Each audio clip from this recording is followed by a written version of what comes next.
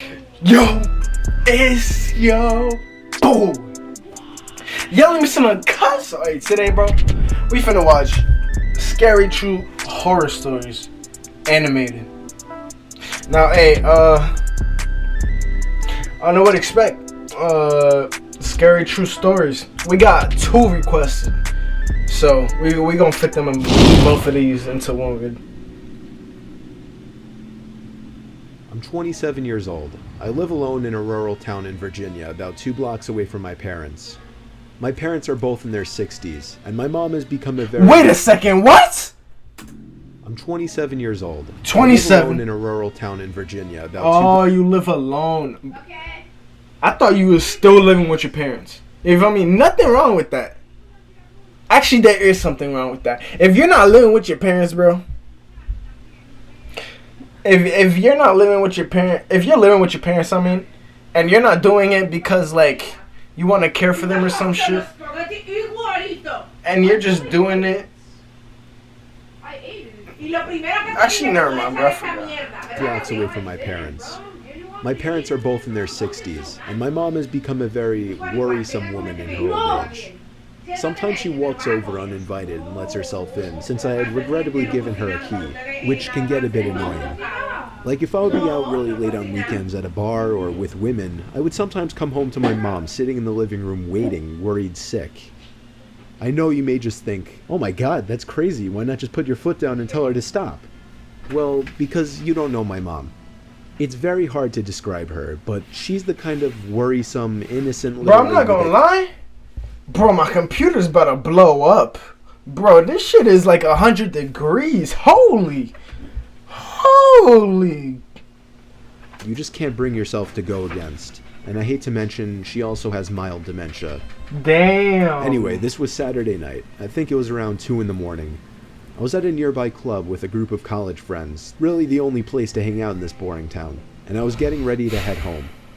I said goodbye to all my friends and walked the 3 blocks it took to get back to my house. I walked up my front stoop in my drunken haze and dug my hand in my pocket for my keys. When I grabbed the doorknob, I realized it was unlocked. My mom was here again. I quietly opened and shut the front door. Nah, bro, I can't live like that, bro. I cannot live like that, bro. If I'm living in my own place and like just family members walking in, like they have the key and could walk in without like you even knowing, nah, bro. I'm not keeping that, bro. Like, what if I'm just ass naked, bro, just clapping some cheeks or some shit, beating my meat in front of the door? Who knows? It's my house. You feel me? And you just walk in, bro. I'm getting inside, bro. I'm gonna have to finish the nut, bro. I'm not gonna lie. You gonna walk in, I'm gonna look at you, and keep on going. Like, bro, it's you walking into my crib. You're walking into my crib. I put my keys on the kitchen counter and found a note written in my mom's handwriting saying, "You forgot this at our house, next to the box of half-eaten cake my parents didn't want." I didn't see my mom anywhere, so I assumed she must have gone upstairs to sleep in the guest bed until I got back, which is something she would commonly do as well. Then I heard footsteps upstairs, confirming it, and that's when I sighed once again. 27 years old, almost 3 in the morning, and she still has to wait up and treat me like a child. I ran upstairs. Bro, just put your foot down, my nigga. Just tell her to chill out. It's not that hard, bro. Or just change the locks. Upstairs to check the guest bed, empty, along with all the bathrooms. I was afraid Mom was having one of her episodes due to her condition, so I ran to the phone to call my dad. After 4 rings, my dad picked up in a groggy voice, asking what the hell is the matter. After I told him that I heard Mom wandering around upstairs in my house, there was a short pause, and then he said, "That's not possible, she's sleeping right next to me." My mouth fell open as I turned my head to face the dark upstairs, and just barely by the light provided by the kitchen, I could see a head peering around from the corner at the top of the stairs, looking down at me. I screamed into the phone as I ran out the front door and down the street to my parents' house, explaining to my father on the way. About halfway there, my dad told me, "Alright, I'm gonna call the cops," and hung up. I made it to my parents' house, where my mom was already waiting at the door, worried sick. My mom explained that she did come over to clean my kitchen a little bit and to bring over the cake they didn't want. 2 police cars pulled up in front of my parents' house, where they escorted me and my dad down the street to my house. 1 officer stayed outside with us, while 2 others went inside to investigate. Bro, why does my hand It smell felt like like 15 dirt? minutes before they came back outside and said it was clear. They checked the Why does it crawl smell like space, the dirt? attic, everything. There Like was really actual nothing for me dirt, to like from report the other earth. than the door was left unlocked and I saw the outline of a head upstairs before I ran for it. Still, I didn't feel safe sleeping in there that night, so I went back to my parents' house. Me and my dad are certain that my mom simply forgot to lock the door when she left, as her memory has been getting worse over the past few months. My dad has been stopping her from coming over alone from now on, which makes me both sad but also relieved. Some nights I still get paranoid that whoever was in my house that night never left, and is still hiding in here somewhere. I mean, no funny. They low-key could. They low-key could, no funny. All these stories motherfuckers here, bro, that low-key could happen. It was a typical boring day in calculus, only it was Friday, 7th period, meaning the Hey, week was almost over and yes, spring sir. break would finally be Them upon us. Fridays hit diff. Back when I had school, bro, Friday. Yes, sir. Friday hit different, bro. So everybody was getting antsy in their seats, I could tell. We didn't have a test that day like a lot of my friends did with their other teachers, so our teacher in the middle of class just decided to start playing games with us on Sporkle.com. He was a very laid-back teacher like that. As we were doing some brand logo... I love those type of teachers. Those laid-back teachers that are chill, that, like, could think like a teen. You feel me? That could think like a youngin'. Because it's like, bro, some old niggas, they just be one-sided. And they just be like, oh, you gotta listen to me because I'm older. You feel me? Respect your elders. It's like, bro, you gotta be logical. You can't just be like, because I said so. Like, you gotta be logical, bro. You gotta just chill, okay? Okay? On Sporkle, I remember the exact moment it happened. What? Right after my friend Think answered about the it. question, Pull I up remember another the exact time answer and- too, and his Adidas. history But shit Dean's about to be voice going. came through the loudspeaker.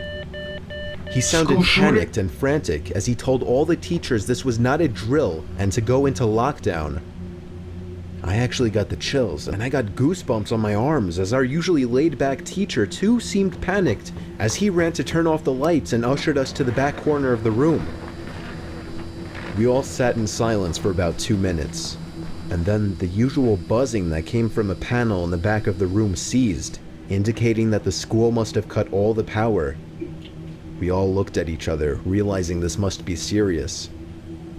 A few more minutes of waiting later, we heard a man screaming at the top of his lungs coming down the hallway.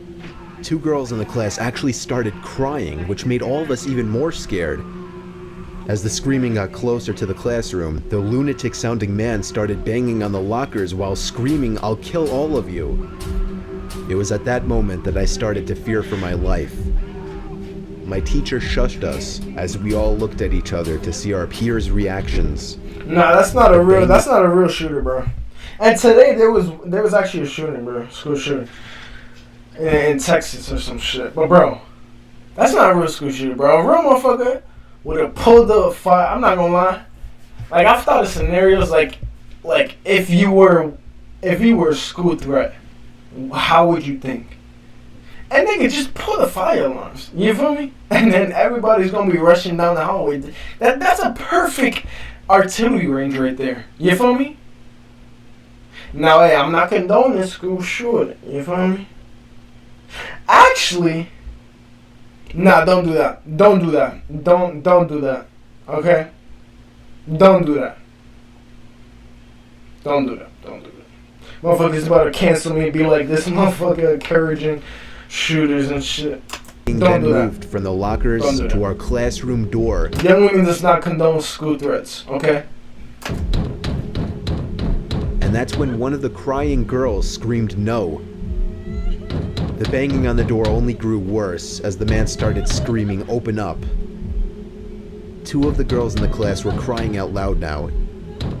It felt like an eternity that man was pounding at the door, but eventually he finally continued down the hallway, screaming like a mentally insane person until we could not hear him anymore. I'd say 10 minutes later, though it felt like half an hour given the situation, the dean came back on the loudspeaker explaining the situation, which was surprising for him to do.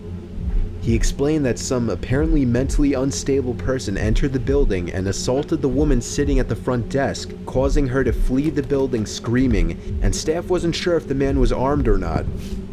Now this was before the school had cameras or could afford proper security, so the school was wide open to something like this happening.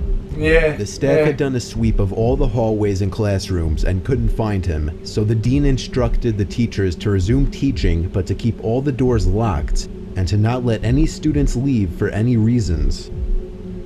The most disturbing part, however, is that one of the janitors working the night shift found the man sleeping in one of the storage closets near the back end of the school, and according to rumors that were spread by my peers, sticking out of his pocket was a .44 Magnum.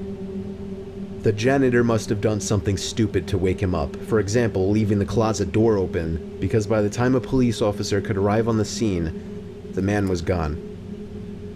I'm not gonna lie, bro. That's a easy lick. Bro. If a nigga is sleeping and he has a blick sticking out his waistband and he's sleeping,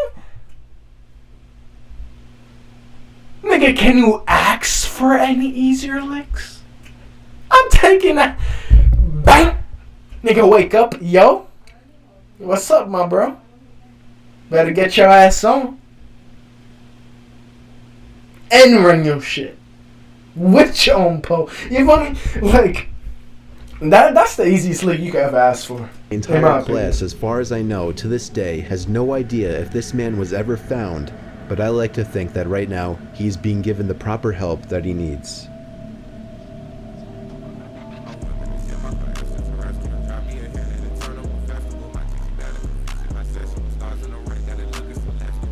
Hey, that's everybody, bro. If you listen to this, subscribe to the channel. You feel me? This was a good video, I'm not gonna lie. It was a good video, I'm not gonna lie. But, yeah, I'm finna catch you on the next one, bro. Stay